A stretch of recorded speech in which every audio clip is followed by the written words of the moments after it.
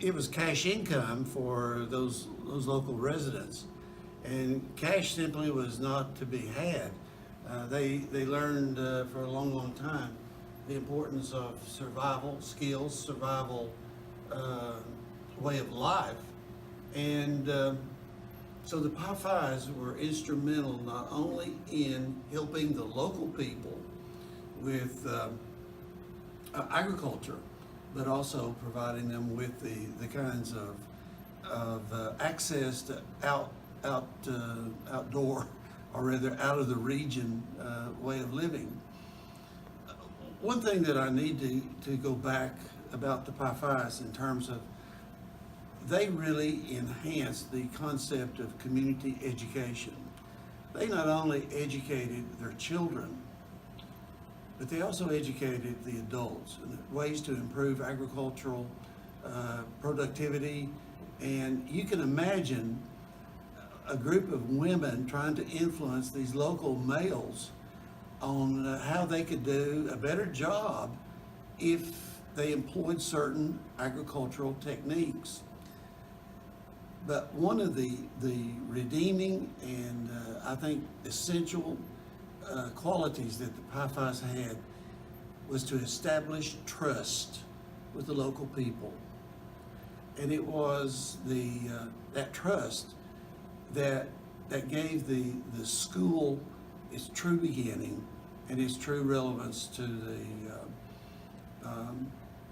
to the relationship that existed between the native people and the Pi Phis. It was about this time that the national park was actually in the process of being formalized, which was in 1934. And not many people realize that the entrance to the national park, one of the boundaries, was going to be in Pigeon Forge. Now, why did this not happen?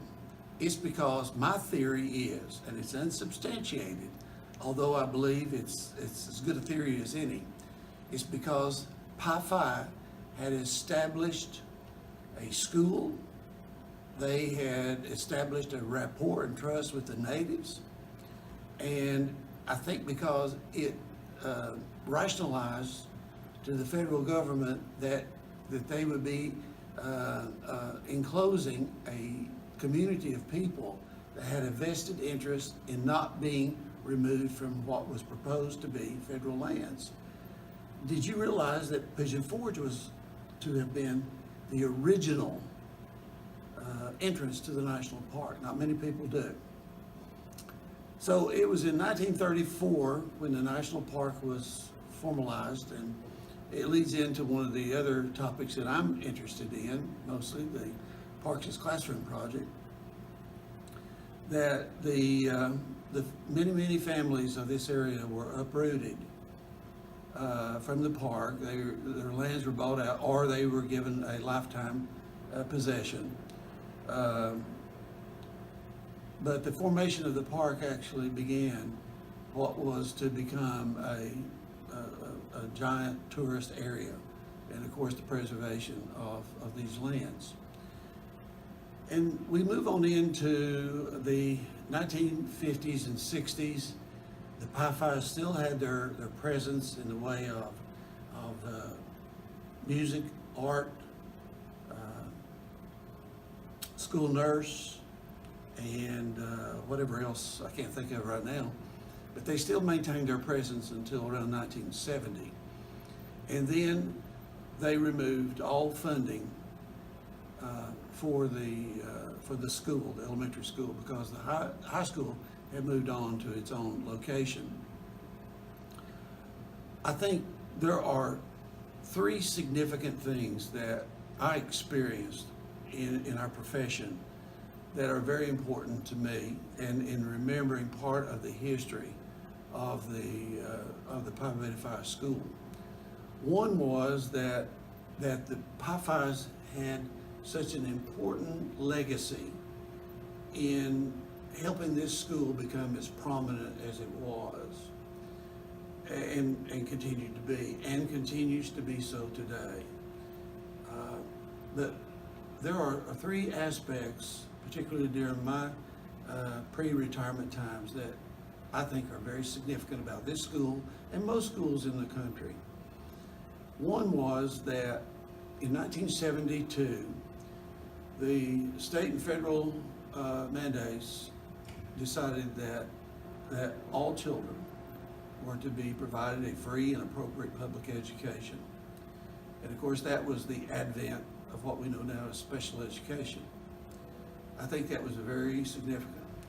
In 1992 especially, here at this school, I know I had a unique experience in making the decision, not by myself, but leading that decision-making process about where and when and how do we begin with technology advances and the importance that technology would have in the schools. And I remember that we had uniform training where the computer lab would drop down out of the cafeteria ceiling, and we had school-wide training. We went to Pellissippi State to learn email. We came back and emailed each other, and we did different things that really enhanced the beginning of that transition. I know fondly, I didn't at the time think it was fond, but there were probably a bunch of teachers that could have just hung me at the highest oak tree because I was making them do this. But I think in the end, it was the only way that we could go, was that we embrace the advances of technology and so forth. And I think the third aspect that really influenced me the most as an administrator was our proximity to the national park and the importance of utilizing the national park as part of our curriculum. And that was in 1990. So we began the experimentation with some unique lesson planning, and then it began to spread throughout the school. And it eventually encompassed all of the K through 8 grades. But a question that I asked Randy Pope, this was in the fall of 1989, was, he was, again, the park superintendent. I said, would you be willing to help us design a curriculum that would permit the students to participate in the natural and cultural resources of the park in order to enhance the curriculum of the state of Tennessee and Sevier County? And he scratched his head like, what do you mean? And at that point, I really could not articulate the vision. Other than being a local Sevier County person, I have always been fascinated with the national park and how we could utilize those resources, both natural and cultural, to teach the Pi Phi curriculum. So he agreed, and there we began what was a long association and partnership with the national park. And I'm very fond of that because I think it was a true beginning of how you utilize a multitude of resources to be part of the school curriculum. Now let's go back just for a moment to revisit the school buildings. Where I'm at is in the main building, what I consider the main building to be, and this mural was painted by Donna Walker, and my picture is in the mural here. Have you discovered it yet? If not, spend 15 or 20 minutes trying to find me in this picture. It's my remembrance of the school, for you to remember me perhaps. But it's this was the main hall that was built in 1967, 68. And Pi Phi, prior to this building, was a collection of buildings, other buildings, like the gymnasium over here, and then the old building in the back, and then, of course, the new building Cafeteria was a standalone building. So the folks at that time, the architect was challenged with how can you unify all of the buildings? And that's why you have such an unusually wide hallway that was created, you know, to make the buildings at least unified. Now, the entrance, the main entrance, was built and we occupied it in January of 2004.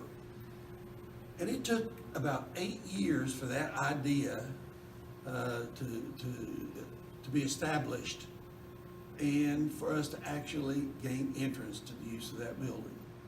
That's quite an amazing amount of time for an idea to take 8 years for it to become a service.